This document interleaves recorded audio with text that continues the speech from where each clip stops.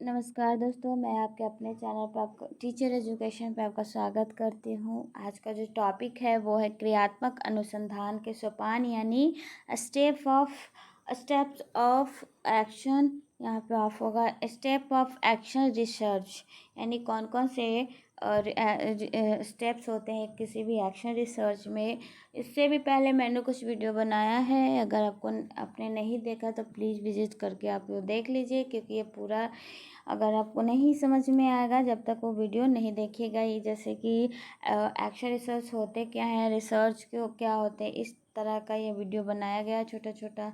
आज का जो टॉपिक है वो है क्रियात्मक अनुसंधान के सोपान यानी स्टेप ऑफ एक्शन रिसर्च।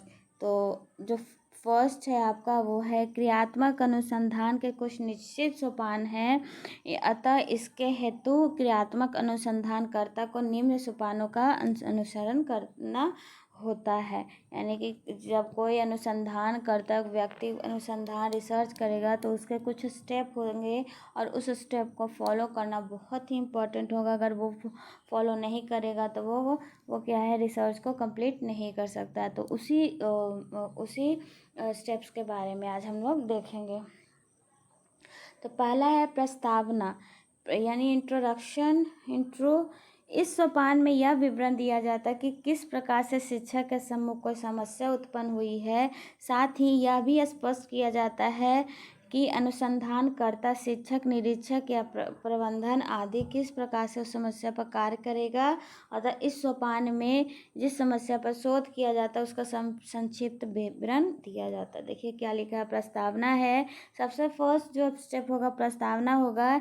इसमें विवरण दिया जाएगा, बताया जाएगा कि जो शिक्षक है अगर उसके सामने कोई भी प्रॉब्लम उत्पन्न हुई है तो क्या है, साथ ही यह भी स्पष्ट किया जाता है अनुसंधानकर्ता है। वहाँ पे अनुसंधानकर्ता कौन कौन हो सकता है, शिक्षक, निरीक्षक या प्रबंधन।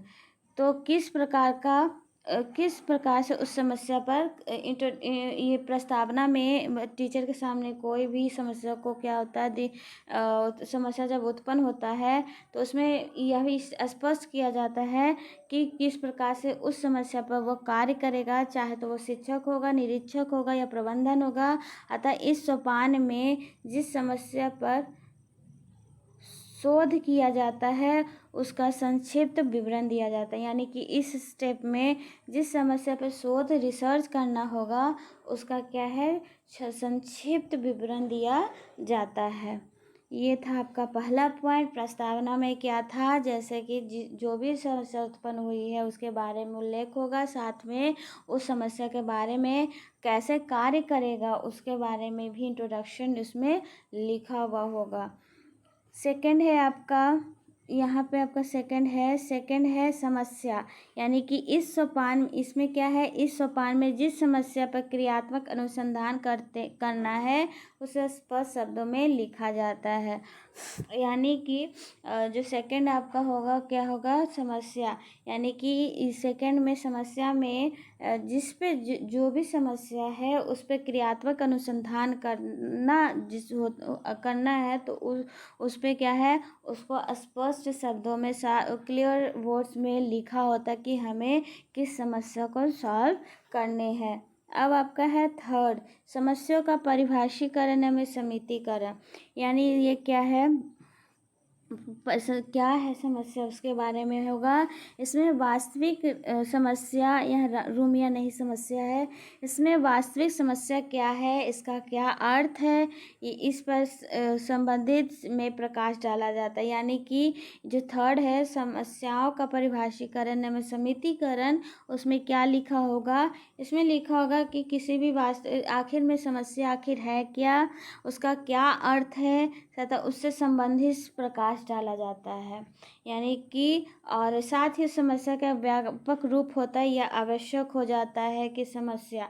देखिए जो फर्स्ट था आपका प्रस्तावना था, तो प्रस्तावना में स्पष्ट किया जाता है उस शिक्षक के समूह जो भी प्रॉब्लम होगा उसको क्या स्पष्ट किया जाएगा या फिर कैसे उस समस्या पर कार्य करना है, कार्य करेगा उसके बारे में उल्लेख होता है। सेकेंड आपका है समस्या, यानी कि कौन सा समस्या पे हमें क्रियात्मक शोधन ये अनुसंधान करना है, रिसर्च करना है। थर्ड है समस्या का परिभाषीकरण, यानी कि इसमें क्या साफ साफ शब्दों में लिखा रहेगा कि समस्या आखिर है क्या या फिर इसके अर्थ क्या है, यानी कि व्यापक रूप में लिखा होगा।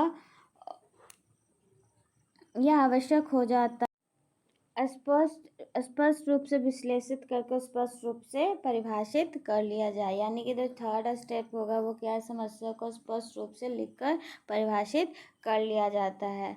आपका फोर्थ है परिकल्पना यानी हाइपोथेसिस। किसी भी परियोजना पर कार्य करते समय इस सोपान में परिकल्पना का निर्माण किया जाता है। इस परियोजना में एक से अधिक परिकल्पनाएं हो सकते हैं।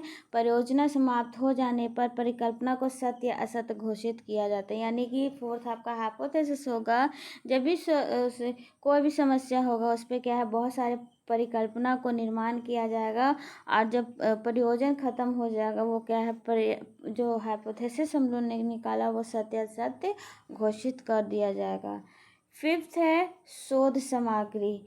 इस सोपान के अंतर्गत क्रियात्मक अनुसंधान हेतु जिन उपकरणों एवं तकनीकियों का आवश्यकता पड़ेगी उस सबका उल्लेख किया जाता है। फिफ्थ आपका क्या है, इस सोपान में जितने भी हमें उपकरण या तकनीकी वैसे सहायक संबंधित जो भी रहेगा उसके बारे में उल्लेख किया जाएगा। ठीक है, फिफ्थ आपको समझ में आया होगा कि शोध सामग्री में जितना भी हमें एक्शन रिसर्च में जो चीज़ चाहिए वो फिफ्थ स्टेप में डिस्क्राइब होगा। सिक्स है विधि। विधि से तात्पर्य उन सभी सोपानों से होता है जिसे समस्या के समाधान हेतु एक अनुसंधानकर्ता प्रयोग करता है। विधि क्या है, विधि से तात्पर्य उन सभी सोपानों से है जिसे समस्या के समाधान हेतु एक अनुसंधानकर्ता प्रयोग करता है। विधि के रूप में कौन सा लेंगे, जैसे सोपानों से जो भी होगा, अगर उस सोपान को जो मदद लेगा समस्या को समाधान करने के लिए उसी को विधि कहेंगे। जैसे वह किन व्यक्तियों का सैंपल के रूप प्रतिदर्श मतलब सैंपल के रूप में लेगा, यानी कि इसमें क्या है, किन व्यक्ति का प्रदर्श लेगा, बड़ा छोटा गोरा या फिर किसी भी एरिया से रिलेटेड स्पेशल एरिया से रिलेटेड, तो ये किस में आ जाएगा, ये आपका विधि में आ जाएगा। जो फोर्थ है आपका परिकल्पना, फिफ्थ है शोध सामग्री, सिक्स है आपका विधि का वह प्रतिदर्श का चयन करेगा। वह समस्या का समाधान करने हेतु किस विधि शोध विधि का प्रयोग करेगा, यानी कि इसमें स्टेप में क्या करेगा, कैसे किस प्रकार के परिदर्श को वो चयन करता है या समस्या का समाधान किस शोध विधि का प्रयोग करेगा उसमें डिस्क्राइब होता है। स्टेप 7 में है, सोपान 7 में वास्तविक प्रयोग करके देखेगा। इस सोपान में प्रयोग का पूरा विवरण लिखा जाता है, किस प्रकार संपादित किया गया है, यानी 7 जो आपका होगा स्टेप उसमें क्या है, इस सोपान में प्रयोग का पूरा विवरण लिखा जाएगा कि किस प्रकार से सोपान किया जाता है और एक संपादित किया जाता है। 8 है आपका आंकड़े एकत्रित करना, यानी कि अब क्या है, प्रयोग पूरा हो चुका है उसके बाद हम लोग क्या करेंगे, आंकड़े एकत्रित करेंगे। वास्तविक प्रयोग के आधार पर आंकड़े एकत्रित किए जाते हैं, यानी कि जो वास्तविक प्रयोग हुआ था उसके बाद जो भी आंकड़े आएंगे, जो भी फैक्ट्स आएंगे उसको क्या है एकत्रित कर लिया जाएगा। उसके बाद 9th है परिणाम, यानी कि इसमें आंकड़ों की व्याख्या के करके अनुसंधानकर्ता अपनी समस्या के समाधान पर पहुंचता है, यानी कि जितना भी हम लोगों ने अभी व्यू रचा था, जितना भी आंकड़ों के आधार पर ही क्या है जो जो सही होगा, उसके बाद अनुसंधानकर्ता रिसर्चर जो रिसर्च कर रहा था वो क्या है अपने समस्या के समाधान पे पहुंचता है। आपका लास्ट है 10th मूल्यांकन। इस सोपान में परिकल्पना के आधार पर प्राप्त परिणामों का मूल्यांकन किया जाता है, यानी कि जो भी इस स्टेप में क्या होगा, परिकल्पना के हाइपोथेसिस के आधार पर जो भी परिणाम जो भी रिजल्ट आएंगे उसका मूल्यांकन किया जाएगा तथा इसके द्वारा रिसर्चर अपनी कल्पना की पुष्टि करता है, यानी कि जो भी कल्पना करेगा उसको प्रूफ के तौर पर देगा। लास्ट है आपका परिणामों का नवीन परिस्थितियों में प्रयोग, यानी कि रिसर्च कर लिया गया है, अब क्या है लास्ट स्टेप, अब नए परिस्थिति में उसका प्रयोग किया जाएगा। एक स्टेप थे। जब रिसर्च आप करेंगे तो ये स्टेप आपको फॉलो करने पड़ेंगे, ये मोस्ट इम्पॉर्टेंट है। साथ में आई होप आपको समझ में आया होगा, क्योंकि ये जो आज का वीडियो था वो थोड़ा सा लेंदी था, वो हार्ड था, क्योंकि ये थोड़ा सा लेंदी हो जाता है। और अगर आप बीएड करते हैं तो ये शॉर्ट में ही पढ़ना होगा, लेकिन अब नेट और हायर एजुकेशन में जाइएगा तो ये सब बहुत ही डिस्क्राइब में पढ़ना है। तो आप समझने का कोशिश कीजिएगा। अगर नहीं समझ में आता है तो आप अदर बुक या फिर वैसे वीडियो का भी हेल्प ले सकते हैं जो एक हायर लेवल के होंगे। सो अगर किसी तरह का भी दिक्कत है तो होगा तो आप प्लीज़ कमेंट बॉक्स में अपना क्वेश्चन पूछ सकते हैं। और अगर वीडियो थोड़ा सा भी समझ में आया होगा तो प्लीज़ लाइक शेयर सब्सक्राइब कीजिएगा, इसकी हमें बहुत ज़रूरत है। Thank you, have a good day.